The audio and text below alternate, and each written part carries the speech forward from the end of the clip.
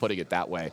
Absolutely. You know, if you're a fan of Disney and Disney films, you love storylines, and perhaps this is the sequel to the first game. Absolutely, this is the sequel. I didn't even think about it that way. So.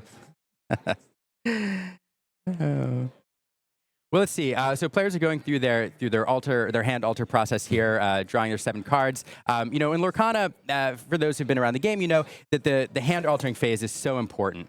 There's a very generous hand alter system here where you draw your first 7 cards, you pick which cards you want to keep, send the ones you want to send back to the bottom of your deck, and draw that many new cards. And what this allows you to do is it makes decks a lot more consistent because you see a lot more of the cards in your deck off the top. You can find the 1 or the 2 drops that you need. And we're getting a look now at Brian's hand to see what he's playing. Yeah. You know what? It's really important that you mentioned that. He's playing the Amber Steel aggro deck that we were talking about quite a bit here in the prior deck. Very close to what Brennan DeCandio was playing. And I love that you mentioned that the reshaped system is so impactful here. Brennan was doing the math on this and talking to me about this. You know, I was showing him opening hands of this deck and what he would change, what he would send back and get back. And if your opening hand doesn't have a 1-drop, sometimes he's like, yeah, you just send back the full 7 because you want to get a 1-drop that bad. And I'm like, oh, you don't want to keep like a good 2 to ensure? And he goes, no, if you just get rid of the full 7, it's like 93.5% that you're gonna hit a 1-drop in this deck. So, like you said, very powerful, very impactful as well. And did Brian just keep 7? I'm not sure. So one of 2 things is happening. Either Brian is on the draw, and so he's waiting for Jordyn to mulligan before telling his opponent how many he's going to send away. And so that's exactly what happened. Brian there, knowing what he wanted to do, waiting for Jordyn to make the call. So Jordyn is probably on the play here, and then Brian waiting to make his decision. Brian, with some great cards in his opening hand, we do see the Cinderella, Let the Storm Rage On line, which is a great 1-2 play in any Amber Steel deck. So he has those available. Jordyn, I didn't get a great look at his hand other than seeing a goat, which I know is a card he probably sent back. But the play draw here right off the bat is going to be so important for this aggro Amber Steel deck. Yeah, I love that you highlighted Cinderella, one of the most important 1-drops in Brian's deck, and one of the most highest delta between cards here, because against Ruby Sapphire, you'd much rather Daisy on turn 1 and get that lore count up as high as possible, but against other quick character decks, Cinderella on 1 is immediately alarm bells are going off for you, because that involves all of the best draws out of this deck for Brian Courtade. Yeah, absolutely. I'm trying to take a look at what he kept. We do see a Lilo there, Let the Storm Rage On, so we still have that line. We have the Dwarven Mines there. And on the other side, we see Jordyn playing Emerald Amethyst, which is the deck that he played in Chicago. So it's a deck he's been playing for a while and a deck that he's very familiar with. And we have the Fist Bump, and it looks like we're ready to go. Looks like it's going to be starting off a turn 1 with the Purple Diablo, the 1-drop here that when that card gets banished, he's going to be drawing an extra card. So a nice little source of lore gain and some extra cards for Jordyn here on turn 1. We met with a Pete from Brian Courtade and that aforementioned Cinderella, and that's going to be scary if you're Jordyn. Yeah, you have to play as if your opponent has that removal. You can either Let the Storm Rage On, which is one of the best cards to play in the early game. Not only does it remove one of your opponent's threats, but it also replaces itself, gives you another card, another Inkable perhaps. And huge play here from Jordyn. That's a turn 2 Ursula. Could be taking a song out of Brian's hand, but unfortunately for him, there's multiple. There are multiple. There's 2 Let the Storm Rage On there. So 1 sends goes to the discard pile, and there's 1 available here for this turn. But a fantastic turn 2 play from Jordyn. That's exactly what you want to do against a deck running any Amber Steel deck, whether it's the aggro version or the traditional Steel Song version. Yeah, for my money, one of the only cards giving Mr. Smee a run for best 2-drop in the game is Ursula Deceiver there. One of the most impactful cards you can have in Lorcana on turn 2 if it gets to do its thing. I'm willing to bet, and I didn't get to see the full alter from Jordyn there, but it's probably a card that he altered his hand aggressively for, wanting to hit that on turn 2. So back over to Brian here. And so one of the reasons that play draw is, we talk about the disparity here, is this deck that Brian's playing is so good on the play. But I actually think in the blind here, where you don't know what your opponent is playing, being able to play the aggressive deck on the draw first, and then when your opponent has full information about what you're playing, be on the play where you have the advantage, is actually favorable to you. Yeah, I can definitely see that. I've heard players talk about that. This is one of the best decks on the draw they've ever played in Lorcana, the deck that Brian Courtade is playing here, because of the fact that it's just so aggressive and can get out so fast and get so much lore early, that it kind of puts your opponent into spots where they make plays where they necessarily don't want to have to make that play, or they have to play defensive even while they're on the play for the match. So really good point there. Back over to Brian. Hasn't exactly inked yet for this turn. Kind of trying to figure that out. Got a lot of 2-drops that he can go. He's got a Lilo. He's got a Piglet. But it looks like we're going to start the turn off with, and I love this, I know you're a big fan of this. Get all the information you can first, right? So it looks like he's starting off the turn. We'll let the Storm Rage on, draw that extra card, and look, now he's picked up a second copy of Lilo. And while maybe this isn't the exact matchup where Lilo super shines, you know, hey, it's inkable now, and you have a choice now. Now you have the second Lilo in your hand if you want to ink that one instead of maybe the Piglet. Yeah, Lilo, you're good point, Tan. Lilo is not the ideal card in this matchup. It's much better in decks running Be Prepared for a later game where you can pull it back. Instead, we see one of them go into the Inkwell. We do see Piglet come out. Piglet's a card with 1 lore that will gain an extra 2 lore if there's another 2 characters on the field. So Brian's setting up for a 3 lore quest with Piglet next turn unless something's removed.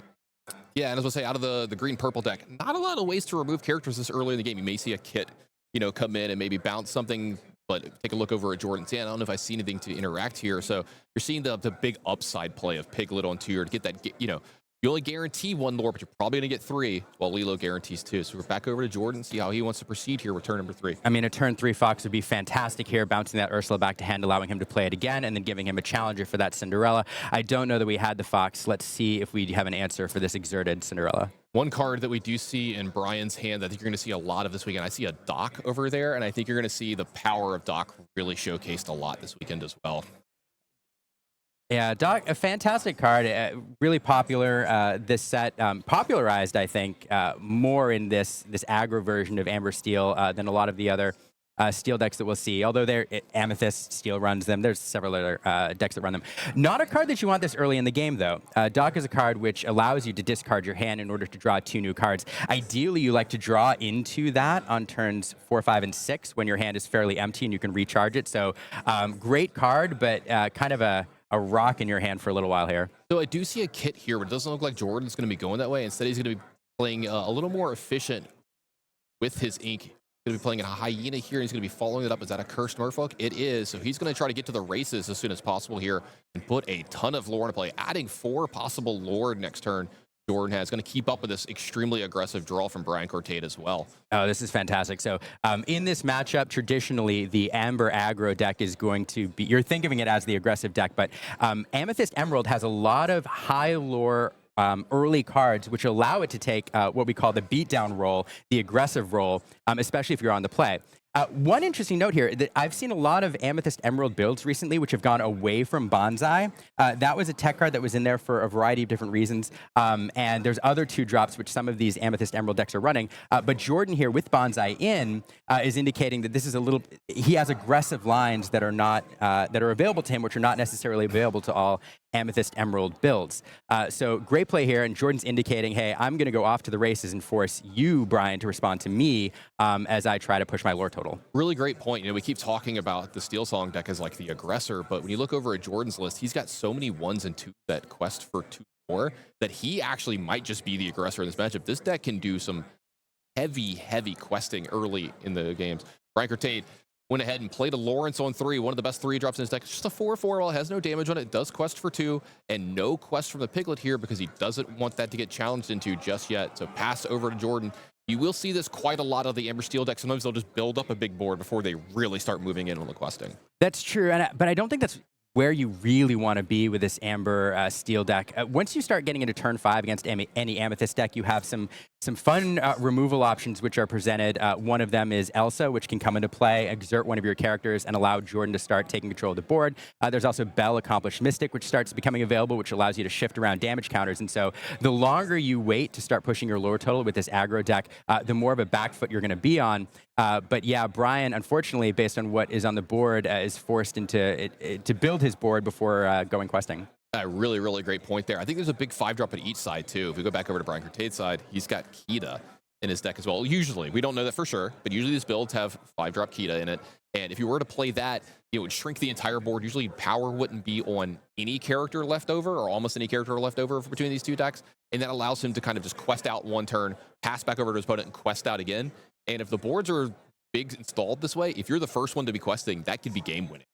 That's true. I mean, with a big board, Kita can create some huge swings there and preserve your characters. But I do think, you know, in this particular matchup, I want to talk about a particular term, and that's inevitability, which is something that you may hear from us throughout the weekend, or that I'll talk about. But sure. In this matchup, inevitability is with the Amethyst Emerald deck, and that is if the game goes very, very long, the Amethyst deck is most likely to win based on the card draw and a lot of other tools it has available. Really great turn here for Jordyn. He does play that hit Cloud Kicker here to return the Piglet to Brian's hand, followed it up with Chernobyl's followers, and then quite a bit of questing here, all the way up to 7 here for Jordyn. Early game, big lead for him here. That kit having a big effect on the fact that he's taking away one of the only characters that can challenge from Brian's side. He's all he got left is pretty much the Lawrence that can challenge pretty well. I guess the Cinderella could challenge into the Cursed Merfolk, but that would cost Brian a card here as well. So Jordyn pulling out to an early Lord lead and putting Brian into a tight spot. Yeah, Brian has to start thinking about answering some of these threats. Merfolk is an easy challenge where something can survive. And especially we'll talk about Doc again. You know, Merfolk is going to force you to discard cards from your hand in order to then draw cards. And so if he is forced to discard down a little bit, Doc will allow him to recharge later. But here's a fun card that's been really popular this set. It's 7 Dwarves Mine. Yeah, now this is a really sweet one. This one will give you a lore every turn, but it does have the 2 move a character here. If you move a character here, the first one you move one turn will deal 1 damage to an opposing character. If it's a knight, which all of the dwarves are, it would be 2. So see, the 1 damage might go over to the Cursed Merfolk. That would remove it, and since it's not a challenge, no card is to be discarded here. Also, let's point out that Brian's deck does have cards like Lilo, which aren't the worst cards to discard ever. No, that's true, because you can bring him back. You can bring him back later. A little escape artist escapes from your discard pile. Does look like he's going to go ahead and take care of that Chernobyl's followers.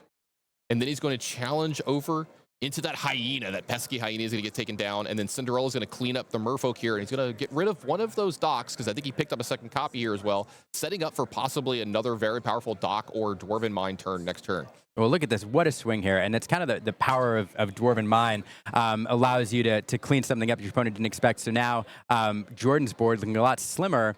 And yeah, we've gone from a wide board here to something a little bit more narrow. Yep, 2 challenges, 2 characters gone for Brian Courtade. Only 1 damage left over on that hit Cloud Kicker. And then a Merlin Goat, which is going to get him another lore here after questing. So Jordyn's up to 8. He does have one of those Madam Mim bounce characters in his hand as well. So this Goat might be questing for quite a lot this game. Well, Goat's a great card to play here. Usually, we don't like to play Goat this early in this matchup, in this deck. There's a lot of other things you'd like to do in turn 4. Genie is one of the most powerful cards in the game right now. That's a card you'd love to play in turn 4. But what Goat's being used for here is the strength, showing that Jordyn is concerned about that mine and its ability to continue to remove his characters. And so getting a 4-strength character on the board allows him to deal with that mine a lot more efficiently. Yep, Pete brought out by Courtade. He's going to move that over to the 7 Dwarves Mine, finishing off that kit, leaving just the Goat and the Ursa left over on Jordyn's side. But that big 5-drop that you had talked about, Elsa, has made its way into Jordyn's hand. Looks like we've got a quest for 2 here from Jordyn. Looks like we might be taking... Are we going to take the snake line of pick up Goat? Oh, we're going to pick up the Ursula and redo the Ursula. I don't mind this either. It looks like the last card, though, is a dock, so no song there. Yeah, so Brian. Jordyn, I think, valuing the information there, perhaps picking the song, but definitely wanting to see what Brian's playing with. Brian has set up kind of the perfect time to use dock. Oh, he draws another dock. Ideally, you would have liked to draw an Inkable there, which you could dump into your Inkwell before playing dock. Oh, that was a happy. They look so close. Nope. 2 docks. So interesting there. He played the dock. He chose not to use its ability. It is a May ability, so chose not to discard there, then playing the dock, drawing 2 cards off of it, discarding his hand of 0. And now we have 2 knights on the board, which make that mine train a lot more threatening.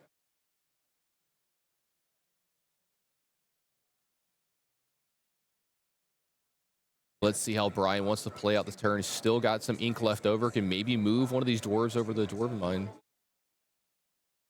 Nothing to really get a good... put some damage onto something, but it wouldn't finish off either one of these characters. So let's see if he picks something that he wants to deploy instead. He does have that Daisy. Ooh, he's got a roll. Well, that is a very powerful card in these matchups. Yeah, and it's a bit of a tough spot here for the Amber Steel deck. You know, Jordyn, due to racing out ahead to 11 lore, which is what these these Emerald Amethyst decks can do, has forced Brian into a defensive mode. And so Brian has to think about keeping that board under control, which is forcing him to devote resources to that rather than resources to advancing his lore total. Here we have another fantastic card in the Amethyst packages. You're going to see this card all weekend, and that's 5-drop Elsa, the 5th spirit, which when it comes into play, exerts a card on your opponent's side of the board, or a character on your opponent's side of the board. It also has Rush and Evasive, so it is a removal option available in these Amethyst decks. Yeah, I went ahead and picked off that Happy. Now we're seeing Brian having the possibility, though, having one of these really, really powerful turns. He does have that Rapunzel in his hand. He has the Daisy Duck set up. If he wants to, he can maybe run it into the Madame M Snake, put 3 damage onto it, and drop the full 3 cards here from this Rapunzel. Though that Elsa is still looming, it's an evasive threat that he's going to have to deal with. And it looks like we're going to be starting out with, yep, exactly that play here. 1 damage on the Snake, 3 damage on the Daisy. But we're going to be drawing 3 cards here. The full value Rapunzels always feel so powerful. It does, doesn't it? I always feel like I can't lose whenever I make these plays. And Rapunzel, a fantastic card that's been around since set 1. It was one of the best cards then. It's still a fantastic card, and it's still played in the meta to this day. Yep, ink from Brian here going to allow him to move one of the knights over, finish off this Madame M. Very impactful turn for Brian here. He's still at quite a bit of a disadvantage in lore. I think he's questing up to 4 here, but his opponent's already on 13. Yeah, that mine responsible not only for all of Brian's lore so far, I think, but I think distributing at least 4 damage now. We see the power of that mine. It's just a threat that sits on the board and continues to pester you until you deal with it. Another goat here from Jordyn.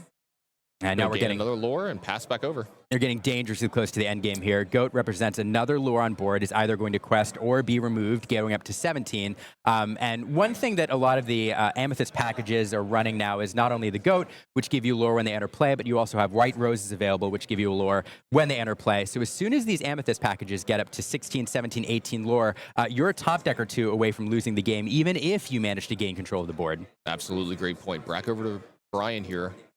A lot of Storm Rage on a Pete, Elo. How does he want to play this turn?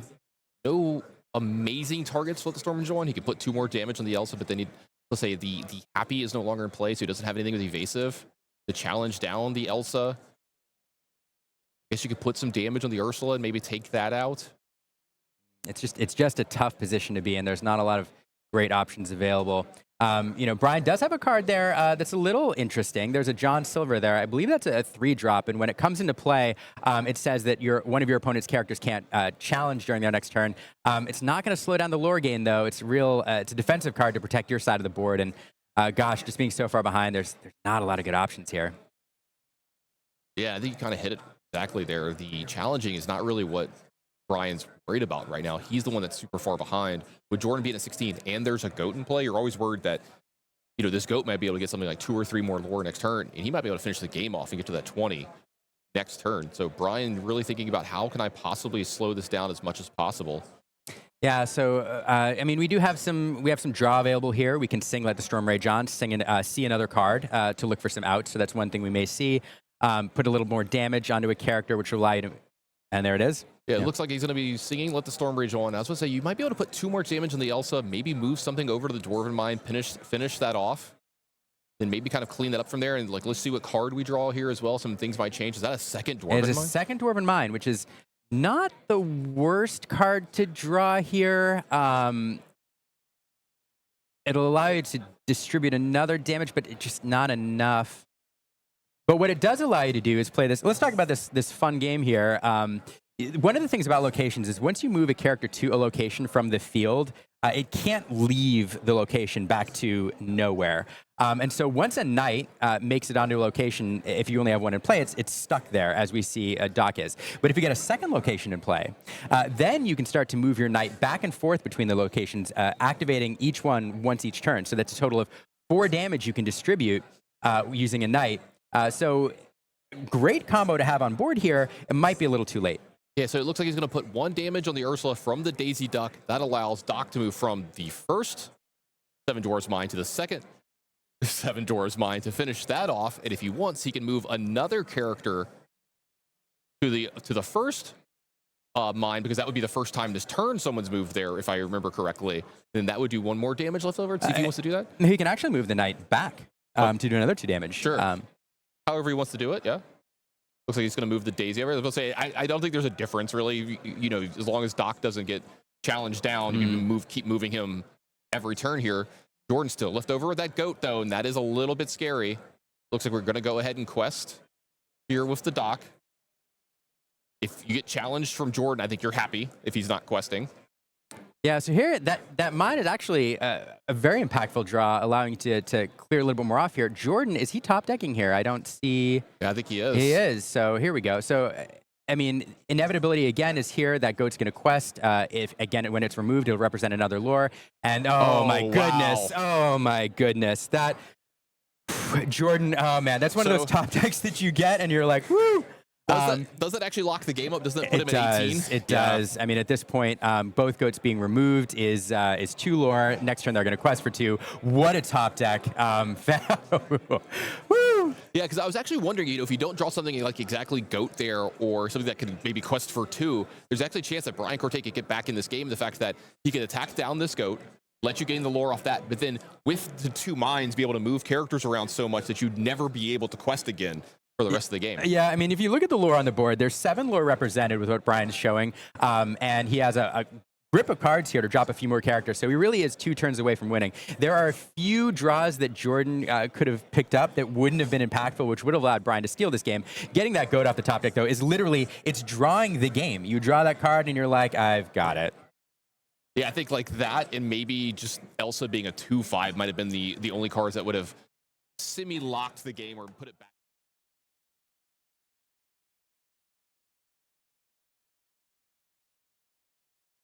TCG is so multiple things going on here. So first, we're going to get to see this aggro deck on the play now. So you're going to get to see this deck unleashed. And in the right draw, there are decks that draws hands that Brian can have, which make this deck almost unbeatable on the play.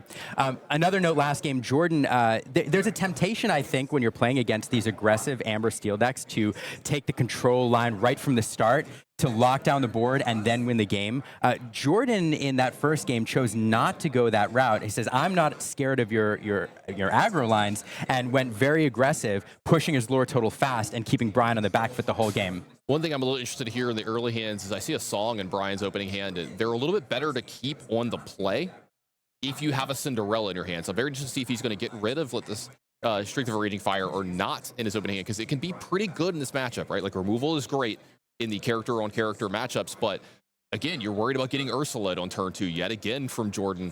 And if you don't have a Cinderella, you won't be able to sing it fast enough to keep it from getting Ursula on turn 2. But if you do have that Cinderella, you can keep it in your opening hand and make sure that your opponent doesn't have a chance to do that. Yeah, so great point. We talk about play-draw disparity here, and that line you talked about with the Cinderella at the Storm Rage on is a perfect example. On the draw, we saw it used. It's good. But when you're singing it at that point, your opponent, because they've gone twice, has established 2 characters on the board. So even though you get to remove something and let the Storm Rage on replace itself, it's not quite as impactful as doing it on the play. When you're coming back to turn 2, you're removing your opponent's only character. That card is replacing itself, and now you're up to a board of 2 characters when your opponent has none. Huge difference there in terms of that play on the play and on the draw. Yep, looks like Brian just went ahead and kept. I think he might have just kept all 7 here. Yeah, so one of the things that... looking at the key cards in that hand, we see Daisy Duck. Daisy Duck is a 1/4, a 1-drop. Here we see it in play. It's a fantastic early aggro card. It's very well statted. The downside is when it quests, your opponent can look at the top card of their deck, and if it's a character, they put it in their hand. But it's a very powerful card because there's not a lot to deal with it early on until really turn 3. Jordyn Fox would allow him to take care of 1. But Brian's sitting with another one in his hand. So what we're going to see here is a very, very aggressive line. Brian's going to close out this game quickly if he can. One of the reasons I think he chose not to mulligan a decent amount is because you're sitting with 2 uninkable daisies. If you draw into another couple uninkables, it's not great. Here we have a Smee, which is another great turn 2 play. This is going to be an aggressive line. Yeah, I'm interested to see how Brian's going to play this out. Is he going to play the 2-drop on 2 and then maybe a 2-drop plus that second Daisy on turn 3 to utilize his ink as much as possible? Or does he want to just be super aggressive with these daisies? Does look like a kit gets added to Jordyn's hand here off of that quest for 2, a card that can actually interact a little bit here, but we're a few turns off of that happening. I mean, it's a fantastic card to get off the top of this deck.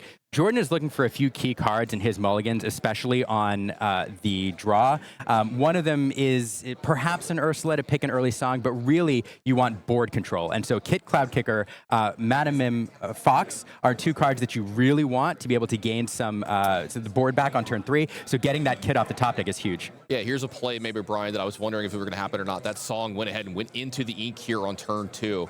Love that from him, kind of, you know, shielding it away from the worst possible draw. And as we see, here's that Ursula on turn 2 from Jordyn, and it's going to be a swing, and it's going to be a miss. Yep, that song, I mean, that's one of the considerations with the song, sending it into the inkwell is thinking I might get it picked this turn, better ink than in my discard pile, and that was the perfect thing to send there.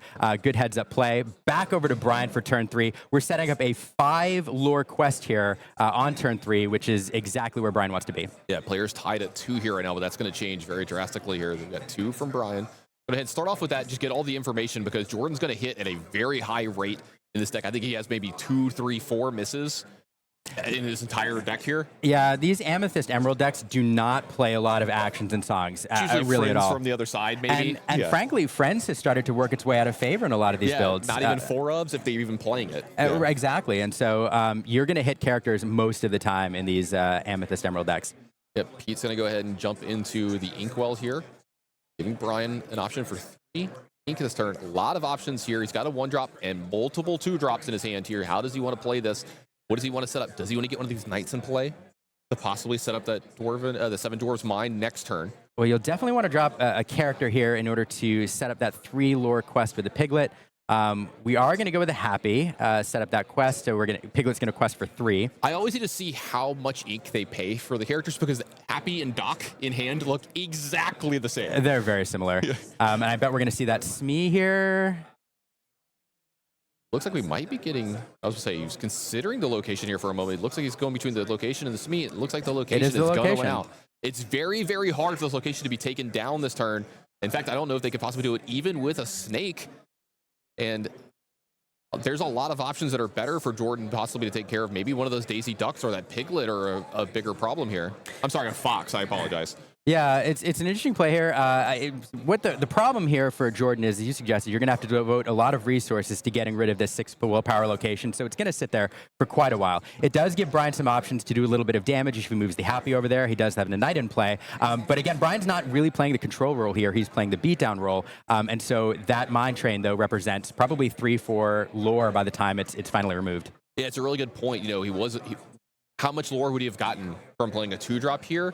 And that one might have been able to be interacted with something like Kit, you know, Cloud Kicker or something here. Instead, he's going to put this Dwarf's Mine in play that is going to be a problem for multiple turns down the line. Doesn't have to put any more resources in it. Doesn't have to do anything else like that. And then it also helped him clean up this board quite a bit from Jordyn as well. It picks off Curse Merfolk really well.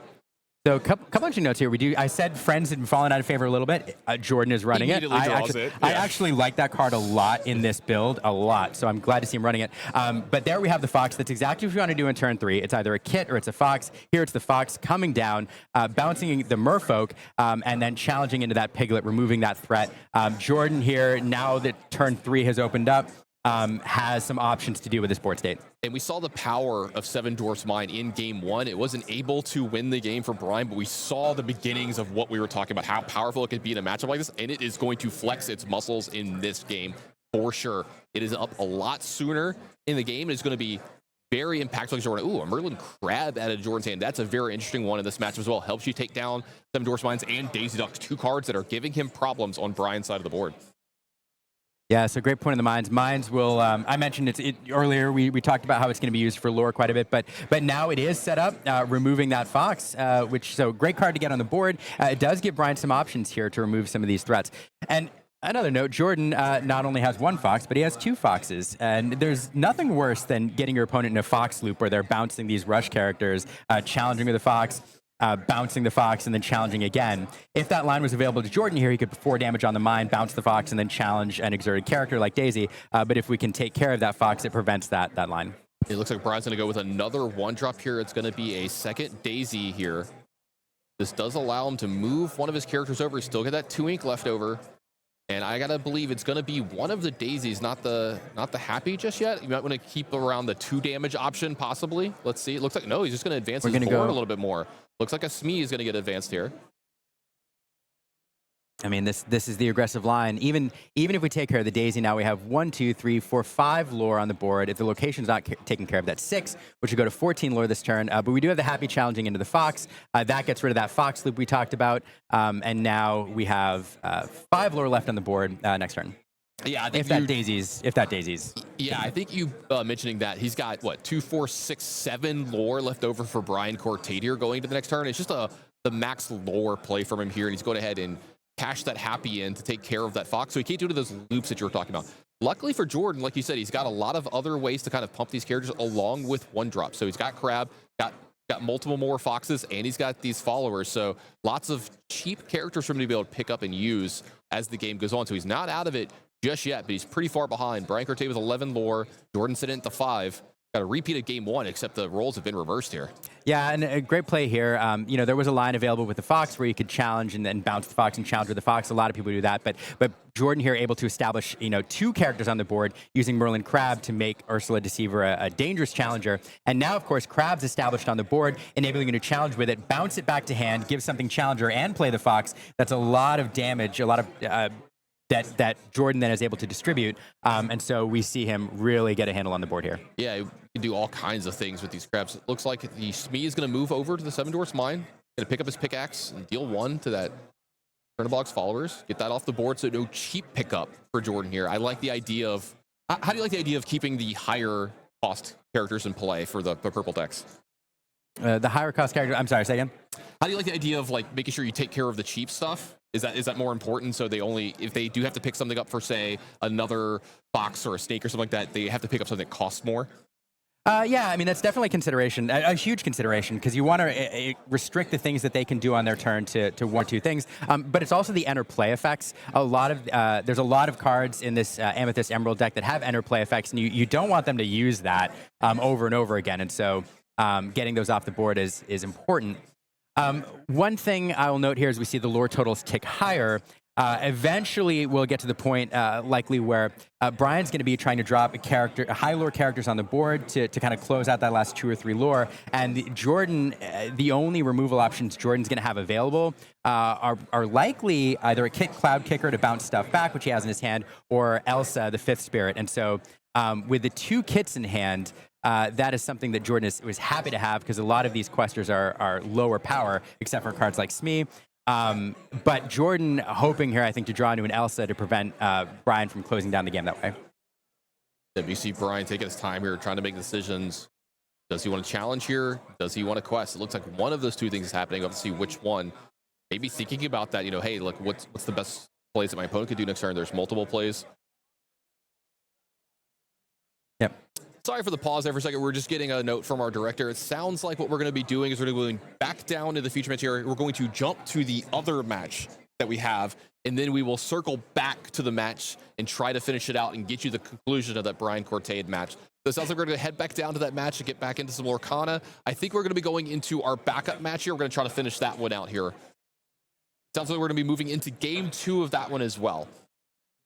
And this is a super fascinating matchup. We have 2 players here who we're very familiar with, absolutely love. Diego Saz is the winner of, actually a fun storyline here. Diego Saz is the winner of DLC Toronto with a Lemon Lime or Amber Emerald deck. There's the right meta choice there. Clara Cyr qualified in Las Vegas, made top 16 with a full character deck. It was a Chernobog deck. It was. Yeah. It was an Amber Emerald deck. Yeah. So we have 2 players here who are known for bringing in more aggressive, kind of off-meta-y decks. Clara is usually a very good deck builder, and I'm interested to see what she's brought in here today. Yeah, she's also not only a fan favorite, but she's like really endeared herself to the hearts of everybody everywhere with her play in Las Vegas. I was a big fan, loved her deck. She had, I think, the greatest moment. Her and her opponent had the best moment in all of Las Vegas, where it was B prep. Someone had to top deck and be prepared to even keep the game around, and they did, and there was a huge reaction from the crowd. Awesome stuff to see, and we see pretty good turn 1s for both our players who are with Diablo for Diego and Daisy Duck for Clara. And now this gives us an idea of what both these decks are doing. So Diego Saz here, also on Lemon Lime. This is a deck that he won Toronto with. It's a deck he's familiar with. He's bringing it in here. It's not a super popular deck in this meta, so it's going to be fascinating to see what he's able to do here. Clara Cyr bringing in something very different. She's bringing in a Amethyst Amber deck here. Now, this deck is typically seen as a hyper aggro deck. It has high lore, low cost characters. So whenever you see this paired together, you think, this is hyper aggro, unless you're Josh Polt and you bring a completely off meta build into Atlanta that nobody expects to win it. But here, it looks like this Amethyst core that Clara's running with, we had the Merlin Crab, we had the Foxes, and the Bell Accomplished Mystic, is very similar to the Amethyst core that we see in many other Amethyst decks in this meta. So what she's done here is pair Amber, a color that we don't usually see paired with that Amethyst core in this meta, and Mufasa's in there. So we're going to see what this deck can do, but it's a really interesting choice into this meta, and probably pretty unique. Yeah, it looks like the Bare Necessity is going to hit the discard bin for Diego, and we're going to see the third Diablo of the game get played here. And that's the big Diablo that we haven't seen in quite a while. I feel like we kind of like moved away from Diablo a little bit, but that card is still very, very powerful. And as you saw, it drew an extra card for Diego here against Clara.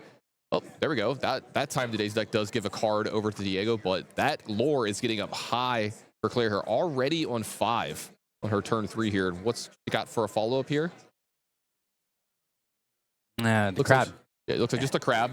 No value in here, no way to challenge. Getting a bigger body on the board. Yeah, so you mentioned Diablo. Diablo is a card that got a lot worse this meta. There's a lot of cards that came out which deal very efficiently with Diablo. Everybody is running Amethyst, or a lot of people are running Amethyst. And in Amethyst, most people are running Elsa the Fifth Spirit, which will allow you to exert Diablo and then challenge into it immediately with a rush evasive character. You also have the Dwarves Train, which we saw, able to do 2 damage, which is a threat to Diablo. Also, Bell Accomplished Mystic. Even Happy is evasive on your turn. And then Bell Accomplished Mystic allows you to shift 2 damage around. So Diablo got a lot worse, but to your point, used very effectively here. Going to draw Diego's second card here. Yeah, so the matchups where I think it's going to shine a little bit more until we get into those turn 4 and turn 5. So does Clara have a Genie here? Does she have an Elsa for turn 5 that can help pick this off? Looks like we're going to go ahead and quest here. 3 more for Clara. What's the top card of Diego's deck? Oh, that's one of the misses in his deck. That's the second miss out of the 3 tries. Oh, such a bummer. This 4-drop, is it a Genie? It does look like Genie. That's going to draw Diego an extra card along with Clara, but now the Diablo is in check. Now we do see that Prince John on Diego's side of the board. Is he going to be able to start to leverage that? Does he have any of the discards to start eating away at Clara's hand? One thing these purple decks are good at is keeping a lot of extra cards in their hand to kind of play through this, though. It looks like we're just going to have the Muses. Yet another setup turn for Diego here, but this board is getting kind of scary. Look, he might not be able to quest for as much as Clara does, but with cards like this sudden chill, this starts to get really scary. That's a Chernobog from Clara. We mentioned this. Yeah, so Muses, let's talk about this for a second. Fantastic card in this deck. I've talked to a lot of players going into this meta, and they mentioned Muse as a card that can be particularly impactful still at controlling board states. And in a deck like Diego's, where he's set up card draw with the Diablo, card draw with the Prince John, he's expected to have plenty of cards in hand to trigger the Muses. And Muses, of course, will send any character with cost 2 or less back to their player's hand when it's played. So you can use it on your own characters to get characters back to your hand to get enter play triggers, or you can use them on your opponent's cards. And then talk about here's Elsa, we talked about we'd see plenty of. I think huge play for Clara here. If she didn't have an Elsa, I think this game might have started to get away from her. And now, even with the Lord lead that she's got, I think Diego might have been able to find a way to get back into this with those Muses and the Prince Johns and everything kind of taking care of this. But that is huge for her. Now, that lore total getting up pretty high. I don't know if Diego's going to keep up with that. We'll see if he has a big turn follow up this here as well. So unfortunate. Daisy Duck is such a problematic card. Not only do you get it on the board early, but 4 willpower is a lot to deal with. 3 is a lot easier. It's funny how in Lorcana, 4 is like this critical break point, which makes dealing with things a challenge. The downside to Daisy is your opponent gets to draw a card every turn in best case scenario. But Diego's missed 3 times now off that Daisy. Yeah, I think that's a Lucifer getting played for Diego here, which is going to mean that Clara is either going to discard 2 cards or 1 action card, and those are going to be extra cards here for Diego because of the Prince John. Does he have something to sing here off those extra cards? You know, the Muses bouncing something here might be a big play here, just as a tempo play to get him back in here. He's only got 1 lore against Clara's 11, and this is impactful because, like I said, this is game 2. Diego is up a game in this match. Clara trying to even this out and get a couple points on the board here in round 1. Looks like nice Rapunzel here from Clara. It's going to draw her 2 cards. Yeah, the Muses, I talked about how good they were. Unfortunately, on Clara's side of the board, several low-cost strength characters that you don't necessarily want to bounce. Elsa, which can come down and exert one of your characters and remove it pretty efficiently, or Rapunzel with an enter play trigger. And Diego missing again on that Daisy Duck. Yeah, that's big for Clara. Not only is it not putting extra cards in Diego's hand that are characters, putting those songs to the bottom, so he's not getting able to trigger the Muses. Yeah, several under the sea sent under the sea, as it were. Ah, nice one. I like it. Clara's going to go ahead and develop a Piglet here behind as well, showing it probably almost as a 3, 4, 5, 6, 7, 8, 9. Yeah, enough lore to be able to win next turn. So Diego's going to have to make inroads on this board. Yeah, this is deck. So what Clara's deck is doing, I've seen nothing in the Amethyst build so far that lead me to believe that this isn't the Amethyst core that we're familiar with in many other Amethyst builds in this meta, whether it's Ruby Amethyst or Blurple, Sure. Sapphire Amethyst, or Amethyst Steel, or Emerald Amethyst. They all run a very similar package, but Clara's package here is clearly built to be super aggressive with the daisies on turn 1. You have piglets on turn 2, a little bit of extra card draw with Rapunzel. And Amethyst doesn't need a lot more card draw. It has the genies, it has the rabbits, it could run friends. But here, not only is Rapunzel a card that can get you a few extra cards, but then it leaves you with a high willpower to lure Quester on the board. So this is a very aggressive build. It's not the hyper aggro version. It keeps all of the best things from Amethyst that all the other decks are running, and then sprinkles in some high lore early character aggression. Absolutely. Looks like an Ana is the play from Diego here, making Clara, I think, discard possibly her last card. I did get a chance to look at that. So extra cards again for Diego here. See how he wants to do this. Oh, it does look like he's going to be able to sing a very impactful song here. That's We Don't Talk About Bruno. Going to bounce the Rapunzel, and if that's the last card in Clara's hand, which looks like it is, going to be discarding that as well. Another card from Diego. Like I said, huge Lord lead for Clara here, but Diego's trying to get this board back into play. Going to pounce the Piglet back to Clara's hand as well here. That's going to deny her 3 lore next turn. So right now, I only see 4. She's at 15, so that's 1 short of that 20. A very, very impactful turn so far here. We'll see if there's any other songs to sing that would allow us to send the Daisy back. Does he even have a decent challenge here? So we've got a 1-2 and a 2-4, right? Yeah, no, and those are both characters you don't necessarily want to make vulnerable. They're doing a lot more work, ready than being removed. Yeah, Diego having a powerful turn here, but still up against it from Clara here.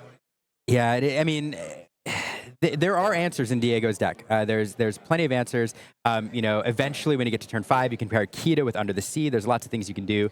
We do have another song, Painting the Roses Red, which can reduce strength and then trigger muses. So we'll see how it's leveraged here. We'll also go ahead and bounce the Daisy to make sure the least amount of lore is in play from Clara here. Maybe trying to play around Goat possibly as well. Don't want to just straight up lose to a Goat off the top here. And then looks like an Ursula put into the Inkwell and passed back over to Clara. She's got 2 lore left over here at 15. How is she going to rebuild this board? Yeah, and again, I will emphasize, Clara, especially if she's close to top. Well, I guess we're not in top deck mode because we've had things bounce back to hand. But you're drawing a new card every turn. Diego has answers with the muses. We have cards that reduce strength to allow you to bounce things with muses, which you normally typically wouldn't be able to. There's plenty of discard. And then there's always the ever-threatening Kita Under the Sea combo, which can wipe the board and send everything to the bottom. And so Diego's on the ropes a bit, but not out of it, depending on how he draws this next turn or two. Yeah, very interesting turn from Diego last turn.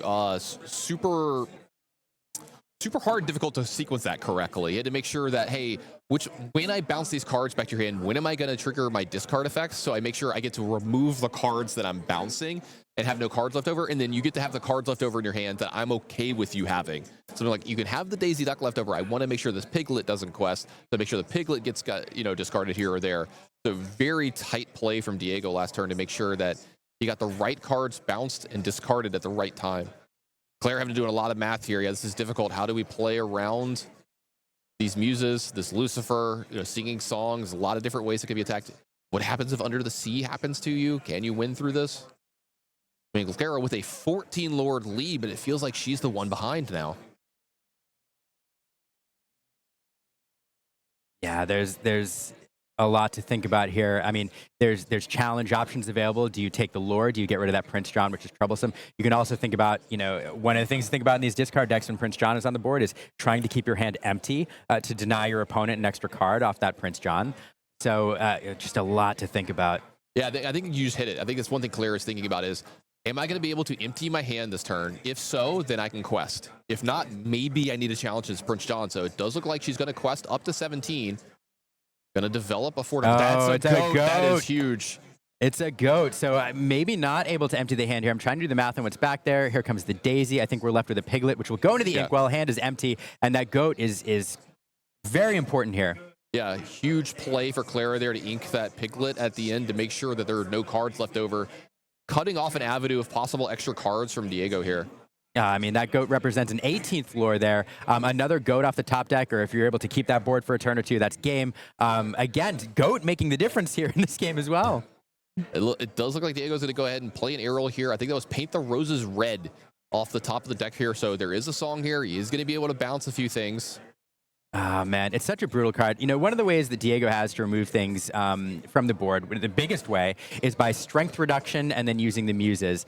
But you don't want to send that goat back to hand. So it's such a threatening card in this situation. Yeah, Clara being at 17, goat representing 2 lore for next turn as well.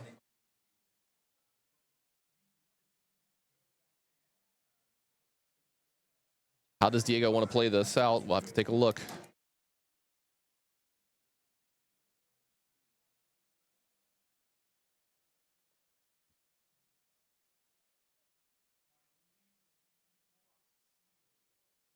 It looks like he's going to go ahead and ink. I'm sorry, he's going to sing Paint the Roses right here off the Prince John.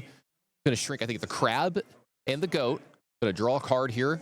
And then now, does he want to bounce something? Well, we will send something back. The question is what? Thank you, Clara, for clarifying for us, just in case we miss it there. Crab and goat. Yeah. Have been shrunk a little bit by this. It does look like it's going to... That Daisy is the obvious target. It's the highest lore character on board. And let's see. Yeah, the problem is that goat. If you bounce, remove it, you have to find a way to challenge and remove it and send it to the discard pile to prevent it from recurring. Ariel here is going to look for a song. Under the sea here, if we've managed to reduce the strength of both those that goat and that crab would be a particularly fantastic card to draw. It would get a lure off that goat, but it would clear that board and allow Diego to start questing out and try to close this game out before Clara draws into a goat or a white rose. It does seem like he got a song off of it, though it was perfectly placed for the cameras to miss it. So a ton of cards in Diego's hand. I think he has like 7, 8, 9 cards in his hand. He looked like he had a full hand at least. So lots of options along with the song here, but I did see a little shake of the head. Maybe not loving the spot that he's in. Yeah, I mean, the key here, even let's say we drew the perfect card. Let's say we drew the Under the Sea. You'd need strength reduction on both the goat and the crab, and then you'd have to line that up perfectly. We do have another Painting the Roses red. All right, so it looks like he's going to shrink the crab and the goat yet again. He's going to draw another card off this. Looks like he's maybe digging for something to try to get out of this. Is he going to be able to get out of this? Oh! Under the Sea. There it is. So that's the line that he needed to give him a chance. I think it was the only one available, and here it is. Goat will gain another lure as it goes to the bottom of the deck. Clara gets to sequence those. I think to the bottom of the player's deck in any order. So Diego gets to sequence those. Clara verifying the order that Diego wants them in. And then, yeah, so Clara here now, definitely a way to win. We can draw a rose, we can draw a goat, or try to get a character to stick, but Diego managing to clear the board. Yeah, and pretty importantly, the Muses went ahead and picked up the aerial that was in play from Diego here. Going to go ahead and play the Diablo. See, the last card in Clara's hand, I think he already knew that, but aerial returned to Diego's hand. It's going to allow him to get some more. It's the goat off the oh, my goodness. Wow. What a top deck from Clara. Oh, my goodness. Clara has a flair for the dramatic. Every time we have Clara on camera, something amazing happens. And oh, my goodness.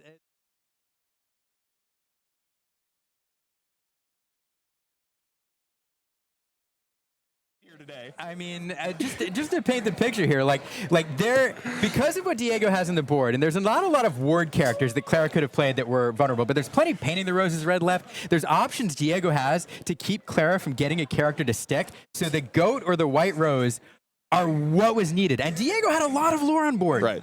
Diego could have closed that out in like 1 or 2 turns. Probably 2 turns, yeah. And so Clara, you know, if the goat is not within the top 2 or 3 cards, like, that's it. What a top deck to split that 1-1. What a start we're off to here in the Disney Lorcana North American Championship. And it's just going to be all day, these types of games. So. I needed to regather myself. That was shocking. That's a nice breakfast for everybody at home. And sorry, one more. The Under the Sea at that moment, too. Like, perfect. So anyway, okay. So that was round one. I think we have some notes about what we missed there in the previous game. It seems that Jordyn won while we were fixing the cameras and the problem that we had here in round one. So what's going to happen is we have him for an interview. We're going to go to that right now, and then we're going to come right back to the booth after that. So that's a 2-0 for Jordyn in that round. Yep. Yeah. So let's go ahead. I am here with Jordyn, fresh off of his round one 2-0 win. You faced Brian Courtade, one of the DLC champions. How did it feel taking that win first round of the day? It was really good. The last time I actually played competitive Lorcana was the finals of Chicago, and I lost to Brian. That's right. So kind of get my revenge. I mean, he has his Worlds invite from that, but it's good to start 2-0. I think it's hard to 2-0 in this competitive environment. Everyone you're going to be playing against is really good. Takes good draws, and yeah, that's about it. Yeah, how did you feel about the matchup? You're on Emerald Amethyst, going into that Amber Steel deck. How were you feeling? So there's two different Amber Steel decks. I feel better into that one. If I can stop them from being aggressive when I'm on the draw, I can usually. There comes a point where if I'm able to fox a couple times, I can turn the corner. It's not my favorite matchup to play, but it's one that I knew was going to be pretty. It was going to be a lot of the deck that was here, so I prepared against it. Sure. And what was your choice in choosing Emerald Amethyst in the current meta?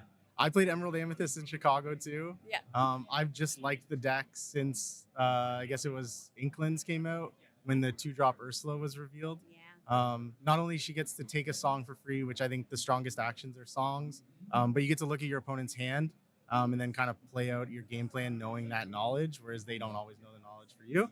And it's just aggressive. I think the purple cards are the best cards in the game, so kind of natural in pairing it with the green cards I like and the purple cards I think are good. Oh, the deck is serving you well. Yeah. And I was mentioning to you before we started chatting that I loved your shirt. Yeah. And it sounds like you are a lifelong Disney fan, huge parks fan, go to Walt Disney World a lot, but this weekend was your first time ever visiting Disneyland. First time in Disneyland. It was awesome. It was a really good experience. Very similar to to Walt Disney World, which hopefully we're there. Hopefully I'm there in March. Yeah. What was your favorite ride of the day? I have to know. So my favorite ride is Haunted Mansion.